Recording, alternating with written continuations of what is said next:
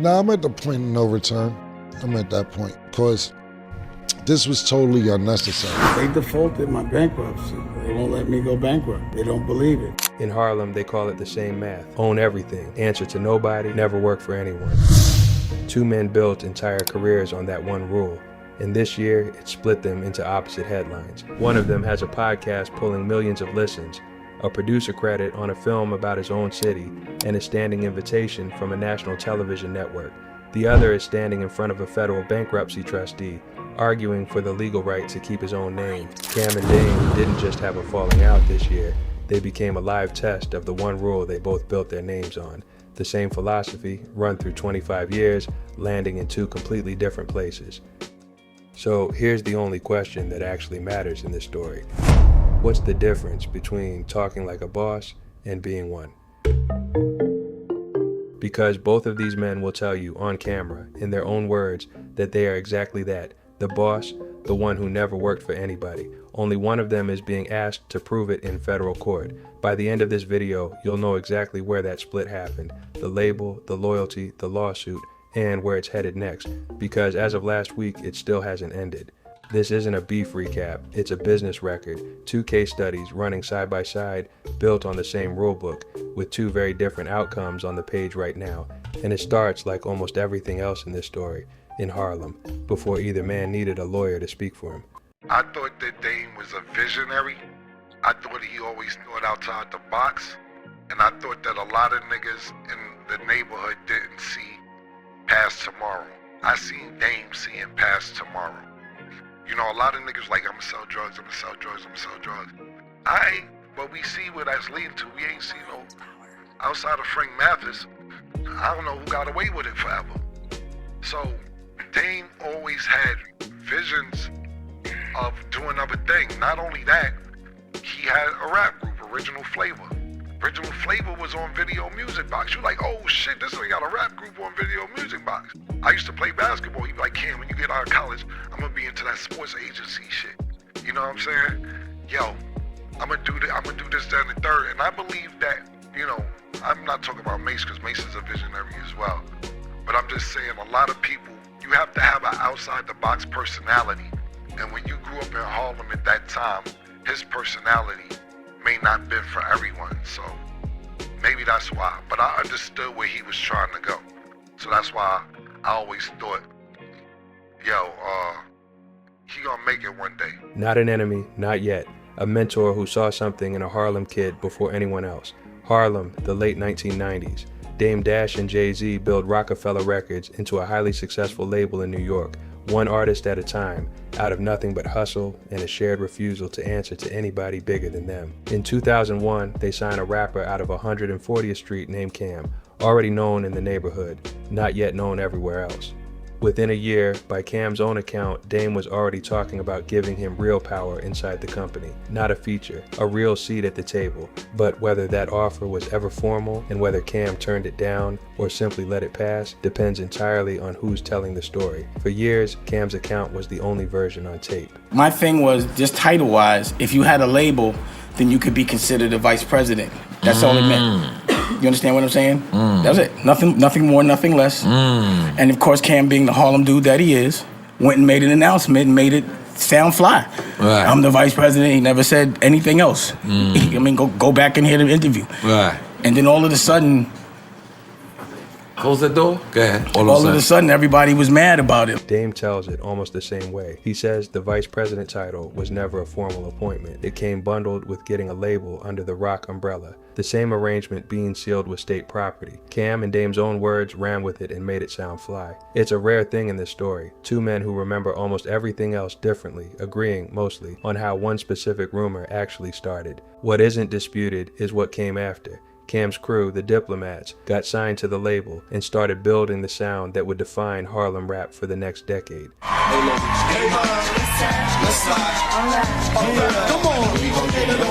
Jim Jones, Joel Santana, a whole movement running through the same building Dame and Jay-Z had built 2 years earlier. And according to Dame, a claim Cam has never disputed, Dash is the reason Cam twice walked away from label situations owing millions of dollars, and walked away owing nothing. Real good friend of mine was Damon Dash at the time. And Damon Dash had Roc-A-Fella Records and Jay-Z was on top of the world. And me and him kind of fell out a few years before that over something minor. So I'm like, dang, I got to use my resources. So I called Dame, like, Dame, what's up, man? He like, what's up, man? Because we wasn't really speaking. So I told him what was going on, and he kind of helped me get out my deal at Epic. Jimmy, let me see your car. Let me see what's going on. It's my man. The one hand joint. Once Dame says negotiating Cam out of a deal worth $3 million unrecouped. Again later at Sony, a separate situation, 3 or 4 million more, according to Dame, cleared the same way. I finally got to talk to him with Cam, and I got him to let Cam out the contract, and Cam was $3 million unrecouped. And that's why I be bugging that Cam is so ungrateful, or at least the way he's approached things. I did the same thing for him at Sony with Polly Anthony. Over there, he was about $3 or $4 million unrecouped. So I let him leave with no debt. That's the version of this story where Dame's the one who made the calls, covered the debt, and asked for nothing back but loyalty. It's also, according to Dame, the exact thing he says Cam forgot. There's a phrase Cam used much later to describe Dame's actual gift, not as a rapper, not as a mogul, but as a talent scout. Finding talent, not being the talent. It's a compliment. It's also, depending on how you read it, the first crack in the foundation, a description of a man who built stars and never quite got to be one himself. Keep that debt in mind. It's going to come back up, just not the way either of them expects. Because for the next 20 years, this is the story both men told.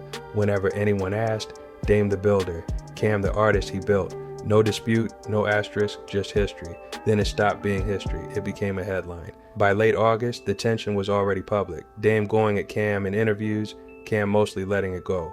3 weeks later, quiet stopped being an option. 24 years later, that loyalty question detonated in public. Not in a text message, not on a diss track, but live on a nationally syndicated morning show in front of millions of listeners. I'm now the chairman of Revolt right now, and I also I have 15. You don't deserve to be the chairman. I got you. So I'm now the chairman of Revolt with a pathway. You see, because he wants to trigger me, and I want you to acknowledge that. So I'm now Cam's boss, the chairman of Revolt with a pathway to acquisition. Dame told the hosts he was now the chairman of Revolt, the same television network Cam has produced programming for since 2022.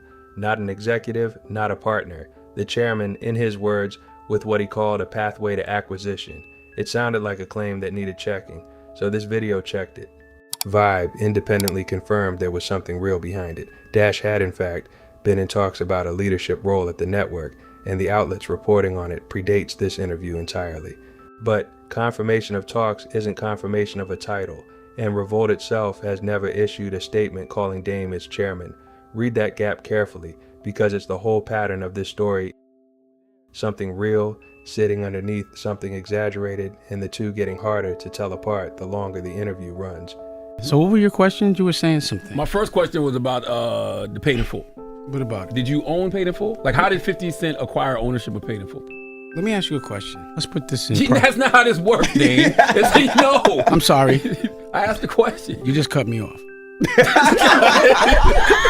Right? Now I want you to notice every time you do that. Okay. And they would say I'm bugging if I yell, but please let me complete my sentence. And please don't tell me how we do things. That's going to be a trigger. So I'm just talking normally. Do you remember when 50 Cent was supposed to be putting out a documentary about Puff on Netflix? Yes. Where is it? I think it's still happening. Yeah, right. He's capping. So I talk a different language than most people. I'm a boss. So number one, there is no rights to be bought. So I knew he was trolling. In that same interview, Dame disputed something else, that 50 Cent had bought the rights to Paid in Full, a 2002 film about Dame's own life that 50 had recently announced as a project with Cam attached as executive producer. Dame's position was simple. There was nothing to buy. It was his story, made with the people who actually lived it. The film itself is real, so is the dispute over who has the right to tell that particular version of it, a fight that as of today has produced statements from both sides and a finished project from either one. Cam heard all of it. The chairman claimed the Paid in Full dispute, 20 minutes of a man he used to call family, questioning everything he'd built, and the next day he had an answer. I'm gonna give you a little history on Dame and Big L first and foremost, but I'll say this. Even if Dame thought that, and Big L been dead for 26 years, you don't think that story would have came out somewhere? You gotta stop it. And then what you do when you tell these bullshit lies is you implicate a nigga who dead so that they can confirm your story. And let me give you a little bit of history on Big L, Dame, and Lenox Avenue from 139th to 142nd Street. Big L didn't really f with Dame. Big L's career wasn't doing great, and Dame and Roc-A-Fella were kind of growing. So Dame was like, yo, what's up? I can manage Big L, this, that, and the third, yada. I told Big L, I'm like, yo, my man Dame doing his thing, he may want to manage you. That's all their relationship is. They didn't like Dame. Dame had a GS 300. They used to let me drive when I was younger. So one day Dame pulls up on 139th Street. He pulls off, we talked about 5-10 minutes, because I knew I'd see him late. I had one of his cars. And Big Lee came up to me, he was like, yo, homeboy, yo, that nigga came over here to see you, the Dame nigga? And I was like, yeah, that's my man, you know, that's my nigga. He's like, yeah, I don't like him, man. Straight like that. He's like, yeah, I don't like him. I don't really want to see him over here like that. And then I'm like, all right, cool. Cause I couldn't have did shit, you know. At that time, I was like, damn. All right, Dame, it ain't like Dame come over here anyway. And then Reg co-signed it another day, like, yo, what's up with the Dame nigga, man? Like, that's his car you driving? I was like, you talking about the Camry? I'm like, nah, I lied, cause I didn't want the niggas try to take the car from me. These was my niggas, but you couldn't trust these niggas. I could trust Reg a little more than Lee. Like, Reg was my man. But I'm not gonna sit there and say that it was Dame car. These niggas killed a nigga, I ain't gonna say the nigga name. They killed a nigga from 40th over a lease before, when I was about 12, 13 years old. And I'm like, yo, these niggas killing niggas over a lease. And they grew up with the nigga. Hell no, I ain't letting niggas know this Dame car. So now they wanna know what kind of cars Dame is driving, so on and so forth. So I'm like, yo, listen, man, I ain't even gonna tell Dame to come over here anymore, because it ain't like Dame could pull up on 40th or 39th Street and just walk in that park. Nobody could at that era. If you ain't know somebody, or you was coming to see somebody during that time, late 80s, early 90s, even into the late 90s, you could not just pull up on 39th and sit in the park unless it was like a park jam or something going on a regular day. Nah, bro. You had to be a member just about. And I was like, damn, man, I'm just not gonna have Dame come over here no more. So if Dame was riding around, and Big L didn't really care for him either, they would have booked you, nigga. If we had bricks in the car or something like that, L would have made a call and you would have got booked. Straight like that. But the whole shit was just a lie. And I was more disappointed that you would pick Big L as opposed to one of your homeboys. And I ain't gonna name your homeboys, but you got a million homeboys. You could have been like, right, that happened, so-and-so, right, that happened, so-and-so. You picked a dead nigga to tell the story because you know it's nobody can back what you're talking about besides me. Cam didn't just deny the chairman story, he went further and disputed something else Dame has told for years in multiple interviews without much pushback, a story about the two of them driving around with Big L on the way to get drugs, Cam breaking down crying in the car. Cam says it never happened. He says the two of them were never even close to Big L at the same time. He walked through it block by block, the neighborhoods, who ran with who introduced who to who, and none of it, according to him, lines up with the story Dame tells. He called it a lie stacked on a dead man who's been gone for over 25 years and can't confirm or deny any of it either way. I never sold a drug with Cam. You know why? Because when he was young, I was on my way to the hill, me, him, and Big L. And I made a left on Amsterdam into a checkpoint, and I didn't have a license. But at that time, they didn't really always lock you up, but they sometimes did. So I was like, yo, I think I can get out of this, but I'm just letting y'all know I got 3 bricks in the car, but I'll wear it. Cam started crying, man. And he told us right then and there that he would put himself in PC. Dad, I'm putting myself in PC. Me and Big L like, what? I'm ready to give you a lie detector test, nigga. He talking about we never sold drugs together. We did. We didn't. I never said I sold drugs with you. I used to ride around with you when you was taking drugs to Brooklyn or other places or whatever. The one time that we was going to cook up some work, because I had a spot. Shout out to my man Howie Long on 137th Street. He told me that I could put some work on his block. He had a little situation over there in the 90s. And we went to get some work, and we got to your crib, and we pulled the coffee pot out, about to cook it up, and your baby mom called, Boogie's mom. And she was like, yeah, I know you a drug dealer. I couldn't hear what she was saying, but Dane was just on her phone like, I've never sold drugs. I don't know what you're talking about. I'm not a drug dealer while he's packing the work up. I don't know what you're talking about. And he's like, yo, this bitch must have been following us. I'm like, what the fuck going on? He said, this bitch talking all this drug shit.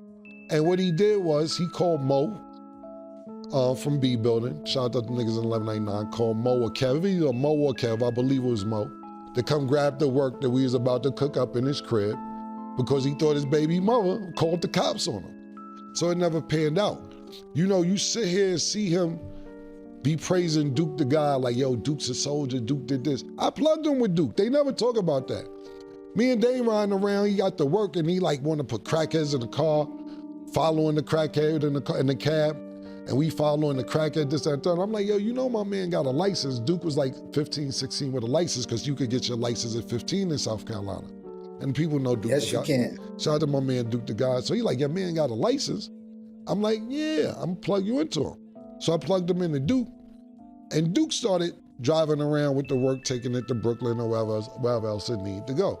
That story has circulated, retold across dozens of channels as settled fact, a detail so specific it's easy to believe, disputed directly, on tape, by the only other person allegedly in that car. It doesn't hold up the way it's been repeated. 2 claims, 2 men, and by the end of 1 week, both of their names were about to end up in the same place. A courtroom filing, not a comment section. Within days, the argument stopped being about stories from 20 years ago and became a legal filing. Dame's team reportedly sent Cam a formal demand, $300 million, alleging defamation, harassment, business disparagement, conspiracy, and unjust enrichment. 5 separate causes of action in a single letter over what had started as radio commentary. That's not the language of a man who considers this entertainment anymore. Cam confirmed the number himself weeks later on his own podcast, not denying the letter existed, just disputing what it was worth. After this, I'm not talking about nothing else. You know, he put up the lawsuit online, and then I sent it to my lawyer. I'm like, just in case, I don't care, because it was a digital paper trail. And like I told Daniel, for the last 20 years, and like I told y'all on the show, I've never said nothing bad about Dame until this last scenario, whether it was good or bad. But basically, make a long story short, I was like, whatever, I'm not tripping on the lawsuit. If I got to go to court and countersue, that's what I do. I don't want to do that. Cool. So Daniel was like, I ain't even want to tell you this. Not saying he was on my side or Dame's side, whatever, but Dame said if you just give him $1 million, he'll forget about the whole thing. And I was like, no. And according to Cam alone, because no one has found Dame addressing this specific claim anywhere on record, a mutual friend relayed an offer, pay $1 million, and the $300 million lawsuit disappears. To summarize Cam's answer in 2 words, let's go. Whether that offer happened exactly the way Cam describes it stays an open question, since it rests on one man's account of a conversation he wasn't part of firsthand. What isn't in question is that the lawsuit itself is real, and as of this recording, it's still active. No settlement, no withdrawal, no update from either side's attorneys.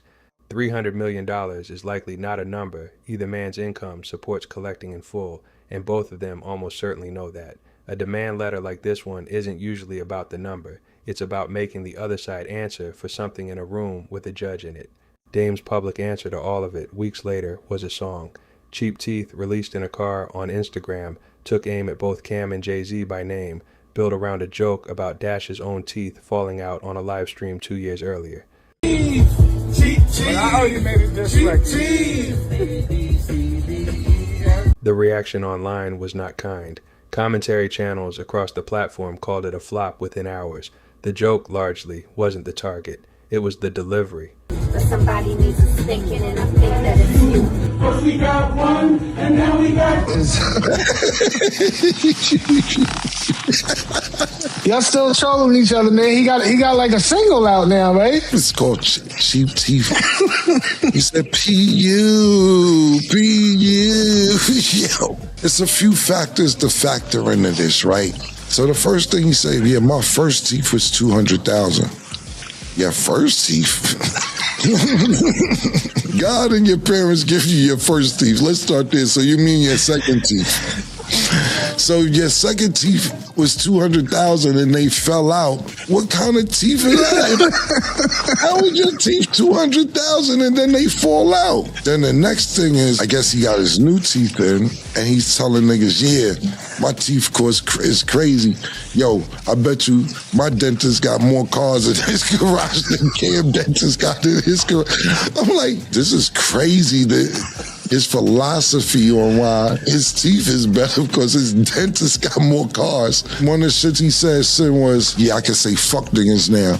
I didn't want to say fuck niggas because I was scared my teeth was gonna fall out. What?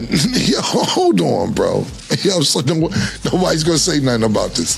But I can't argue with niggas who put their teeth on layaway. Cam's response, posted to Instagram, was 5 sentences: secondhand embarrassment, and an apology to anyone who had to watch what Dame had become. Even the people closest to both men can't agree on how any of this actually started underneath the surface.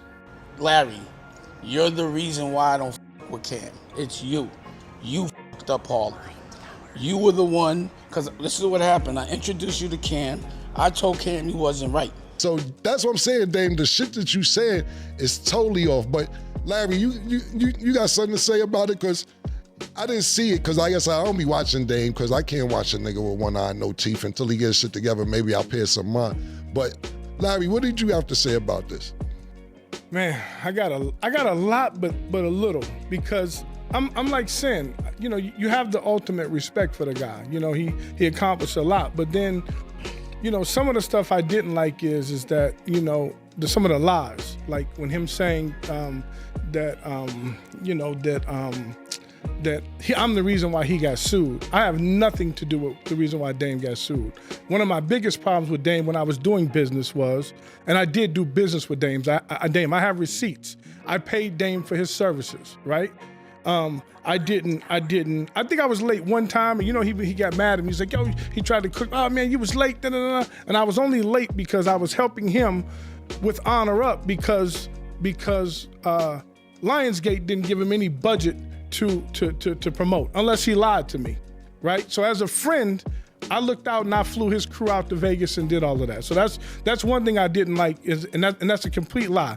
I can talk to Mike, and Mike is a cool dude over at Muddy Waters, had nothing to do with me. Now, what pissed me off even more is that I did a movie with Dame. I followed Dame on that path because I wanted to be in movies, and I followed him. I put up $52,000. That shit is like poof, vamoose, it left. Dame says a mutual friend named Larry only got close to Cam after Dame personally warned him off years earlier, and that betrayal, in Dame's telling, is the real reason the friendship ended. Larry tells it differently. In his own words, the 2.5 years he says he spent looking after Cam's son, not the 5 years Dame claims, came with no strings and no payment, and a separate business dispute, Larry says, is the real wound. $52,000 he put into a Dame film project that, in his words, was like poof, vanished, and never got accounted for. Neither side has produced anything that settles it, so this video won't pretend to. Some fractures don't come with a verdict, just two men and two different memories of the same friendship falling apart in slow motion. Notice the pattern by now. Revolt, Big L, Larry. Every one of these disputes comes down to the same argument, a different set of facts depending on who's doing the telling. However, we have one more example. Now I remember why he really didn't do the write and promote Honor Up. I had introduced him to a publicist, and she was supposed to be helping doing with me with a bunch of shit. And one of the projects I was working on was Cam. So Cam, of course Cam, he always does this, goes around my back, and then they start talking, and then they get cool. So from what I remember allegedly, his girl, Juju, was mad about it. And she gave him the ultimatum to choose the white girl over Juju, and he chose the white girl. That's what I remember happening. So he wouldn't promote the movie because Juju was in it. And that was the reason, you bitch ass nigga. So don't try to make any excuses, and we can do and have the receipts. And I remember 100% that's why you didn't promote the movie. In 2018, Cam and Dame worked together again on Honor Up, a film starring them both. The first real collaboration since the label fell apart. It should have been the reconciliation. Dame got a movie called Honor Up. He's shooting it on 125th and 12th Avenue. I tell him I'm about to go to Jersey. Yo, stop by the set real quick. Stop by the set, show some love real quick. It's like 3 degrees outside. I'm with Juju, mind you. Juju was my girl at the time, with Juju. So we go in the trailer till Dame finish shooting the scene. Dame comes over, yo, get Cam a fur. You in the next scene, Cam. Get a fur. Hold the fuck on. Get a fur. Nah, I just came support. Nah, I need you to do this scene. Dame, I didn't come here and do no scene. Oh shit, Juju here? Get Juju a fur. Get a fur. Both of them, they gonna put them in the nigga scene, the bitch scene. I said, Dame, I don't wanna be in this movie. Oh, you gonna do me like that? Pause. That's what you gonna do? Word, you serious? Now the guilt trips on me. All I want you to do is one little scene. Fine, Dame, fine. Now we in the scene. It's no lines. Yo, just talk and figure it out, everybody. Just talk some shit, just figure it out. Before we get out of here, we did this scene for this movie. We have no idea what the movie's about nothing. Dame like, yo, tomorrow I need you in peak skill. No. Dame, no. No, I'm not coming to peak skill. I need you to, yo, how you gonna do this scene? And I need you, man, you gonna fuck the movie up if you don't come do the scene in peak skill. Cam tells a completely different story about the same film. A chaotic set shot out of order, scenes with no script handed to him until cameras were already rolling, and a final cut he says he sat through, by his own count, 900 times before deciding it wasn't good enough to put his name behind. I'm saving you by not promoting it is how Cam describes his own silence. Not betrayal, but a kindness Dame never asked for and didn't want to hear. 2 men, 1 film, 2 completely different reasons. It never got the push it needed. Neither account so much as mentions the other's version. Even their one real shot at starting over collapsed, and the 2 men can't even agree on what it collapsed over. That's the whole friendship in summary. It wasn't the only rescue that fell apart. For instance, right? Just one of the scenarios. He was like, yo, and Cam and Mace, they didn't really want to buy my third of Roc-A-Fella. They was just doing that to tease Jay or get mad at Jay. Look, this is how this went. And Mace, I don't want to say he don't fuck with Dame, but they just don't have the best relationship. When we seen that Dame owed $800,000 to a debt, or these people would get his third of Roc-A-Fella. Mace was like, yo, nah, bro. Come on, B. That's Dame, bro. Word to everything I love. He like, that's Dame. And he don't even, like I said, they don't have the best relation. He's like, nah, tell him, he's like, yo, you want to go 5-5? We can't let this nigga go out like that. So I called Dame. I say, yo, Mace wanna help out. So he's like, we got $1 million. He's like, well, I don't know. Cause young boy NBA called me up, he got $2 million. We like, all right, cool. Like we just wanted to get you out the news for looking bad.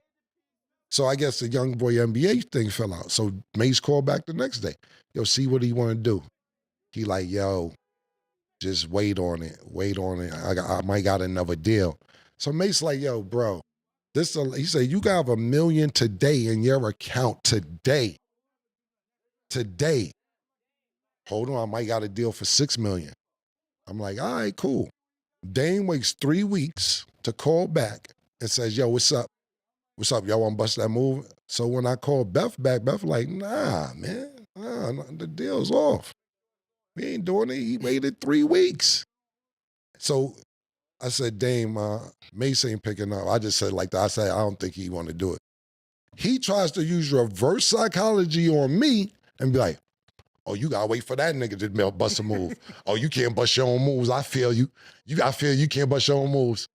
No, I can't, Dame. I can't bust my own moves. I'm not feeding into that. No, I can't. I had 500,000. Mace had 500,000.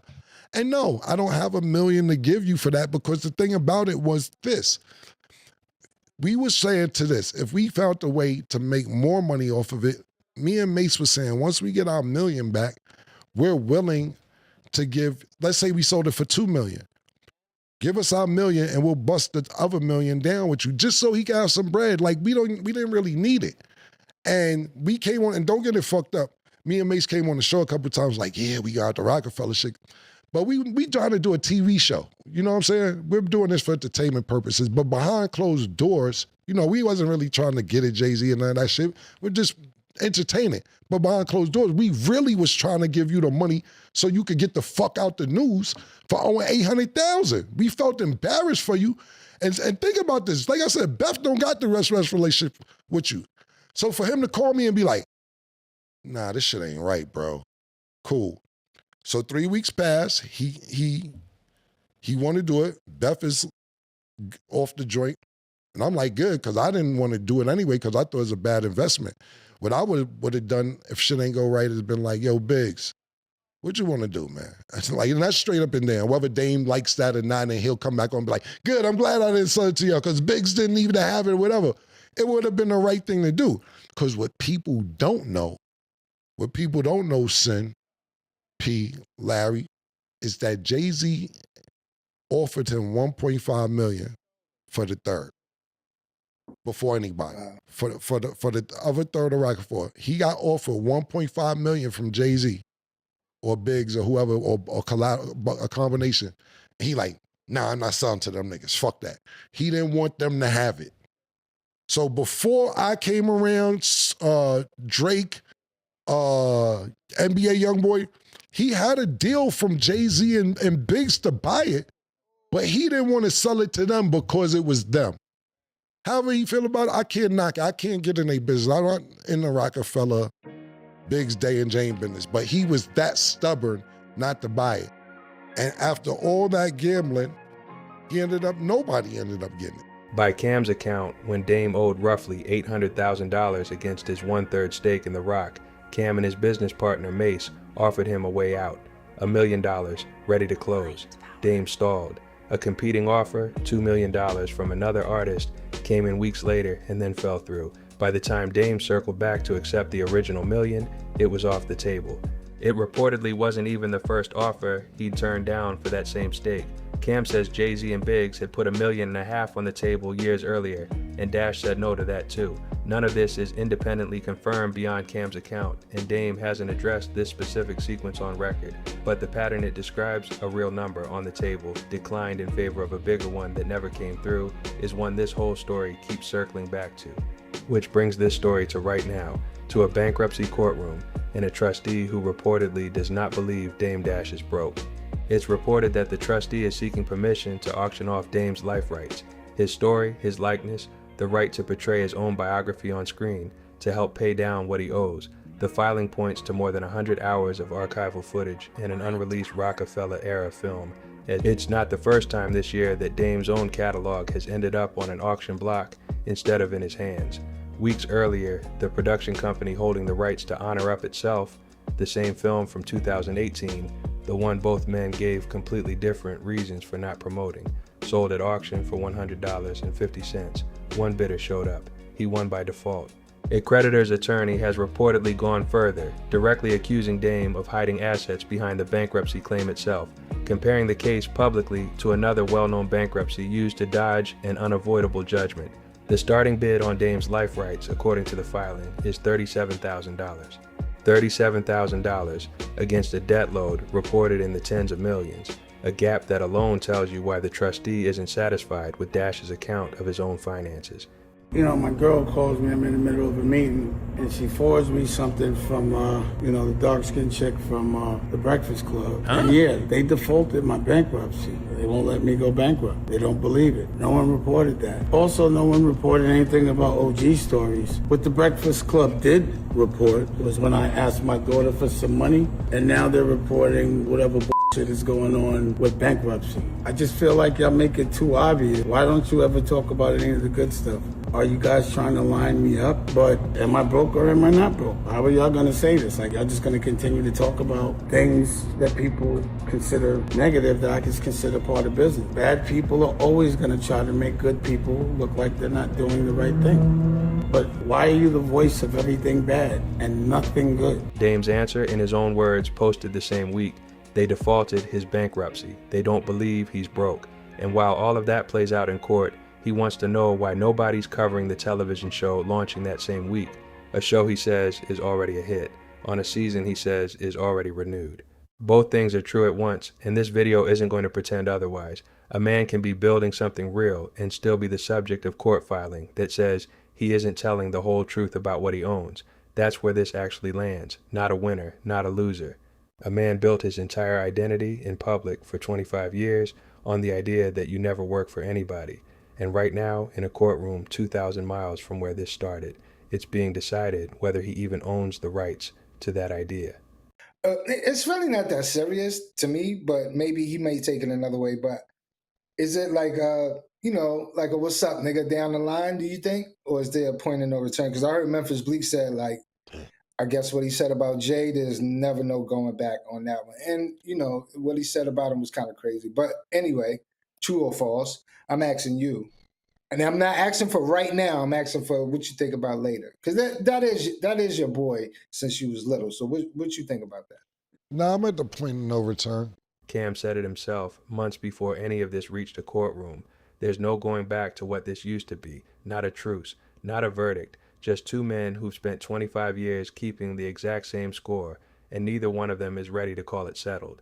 If you want to see where this actually started, the label, the split, the men who built it, the Cam and Joel Santana story is up now. Watch that one next. I couldn't tell Joel's what to do.